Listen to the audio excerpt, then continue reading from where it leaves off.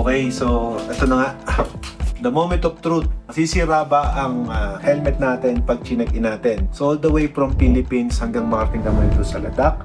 Tatlong lipad ang ginawa namin. Philippines, Singapore to Delhi, and Delhi to Leh. Ngayon, nasira kaya yung ating helmets na nakalagay dito sa ating Ogio na helmet bag. Dito makikita kung okay ba tong bag na to at good investment ba. Moment of truth.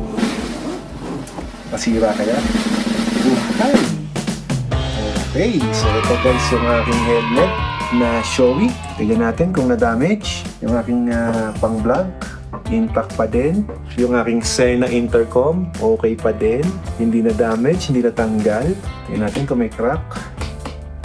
Walang crack. All goods guys, very good. Ayan, so pwede pala. First time kong ginawa, pwede pala guys na i-check-in ito. Ang Ogio helmet bag, lagay mo yung kahit anong helmet mo dito, any brand. Dahil sa bag na to, secured yung helmet ninyo na makakarating kayo sa mga right destination na pupuntahan nyo. Yun, sa mga nagtatanong, kung available itong Ogio natin. Itong Ogio helmet bag ay available sa Moto World, Moto Market. Contact lang kayo sa kanila guys. At ito nga, pinaglagyan natin ng ating Shoei helmet. Hindi na damage, hindi na crack kahit na chinek-in natin siya. Yun ang maganda dun. Oh.